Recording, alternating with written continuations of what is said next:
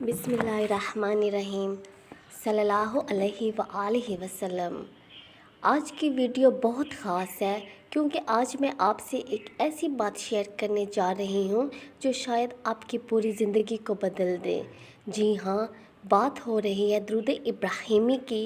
एक ऐसा ज़िक्र है, एक ऐसा दुरूद है जिसके अंदर सुकून, रोशनी, शफा सब कुछ छुपा है।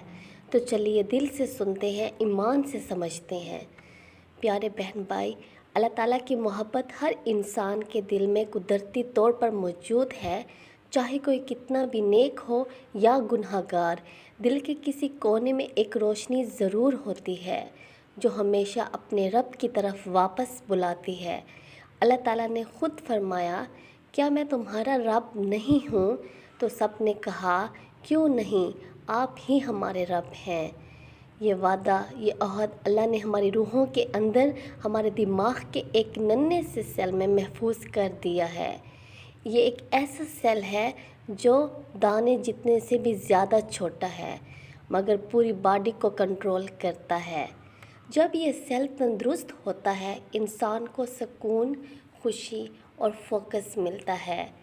लेकिन अगर ये हिस्सा कमज़ोर पड़ जाए तो इंसान को डिप्रेशन और बुरे ख़यालात उसके दिमाग में बार बार आते हैं, जिसकी वजह से उसका दिमाग भी कमज़ोर हो जाता है और सारा जिस्म को भी नुकसान होता है।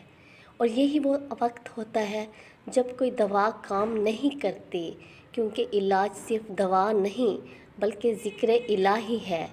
अल्लाह ताला ने कुरान में फ़रमाया, दिलों का सुकून तो सिर्फ़ अल्लाह के ज़िक्र में है। सुभान अल्लाह, क्या ही ये प्यारा पैगाम है। आप सुनिए मेरे प्यारे बहन भाई, साइंसदानों ने लाखों डॉलर खर्च किए ताकि वो दिमाग के सुकून का हल निकाल सके। उन्होंने पाया कि अल्फाज इंसान के दिमाग पर बराह रास्त असर डालते हैं। अगर कोई बुरे अल्फाज सुनता है तो दिमाग की रोशनी मद्दम हो जाती है, और अगर कोई अच्छे अल्फाज सुनता है तो दिमाग में रोशनी और सुकून पैदा होती है और एनर्जी भी उसको मिलती है। उन्होंने कुछ ख़ास अल्फाजों पर तजर्बा किया और हैरान रह गए, क्योंकि वो अल्फाज दुरूद इब्राहिमी के थे। जब उन्होंने दुरूद इब्राहिमी सुना तो दिमाग के अंदर वही सेल जो रूहानी मालूमात रखता है, रोशनी से भरने लगा। सुभान अल्लाह, यानी कुरान ने जो फरमाया कि सुकून ज़िक्र इलाही में है, साइंसदानों ने वही बात 1400 साल बाद साबित कर दी। अब आते हैं दुरूद शरीफ की रूहानी हकीकत की तरफ। दुरूद शरीफ के अंदर ऐसी ताकतें मौजूद है जो हम अपनी आँखों से तो नहीं देख सकते, लेकिन उनका असर दिल दिमाग दोनों पर महसूस किया जा सकता है।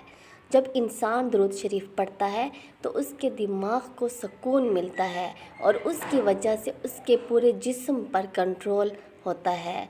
अल्लाह के नूर से भरने लगता है और जैसे ही वहाँ रोशनी जाती है, इंसान की पूरी ज़िंदगी बदलने लगती है। अगर इसी तरह इंसान दुरूद पाक पढ़ता रहे तो उसको रोशनी मिलती रहेगी दुरूद पाक की तरफ से, दुरूद पाक से मिलने वाली रोशनी से, तो उसको सुकून मिलेगा। अगर वो शख्स बीमार है या बेचैन है तो दुरूद शरीफ का वो ज़िक्र है जो उसकी सारी बीमारियों को ख़त्म कर देगा।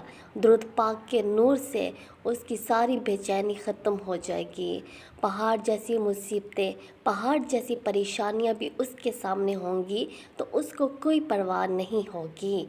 और अब एक हैरत अंगेज़ राज हदीस में आता है कि 70,000 फरिश्ते सुबह और शाम मोहम्मद सल्लल्लाहु अलैहि वसल्लम की बारगाह में दरूद पेश करते हैं और वो क़यामत तक वो दरूद पेश करते रहेंगे।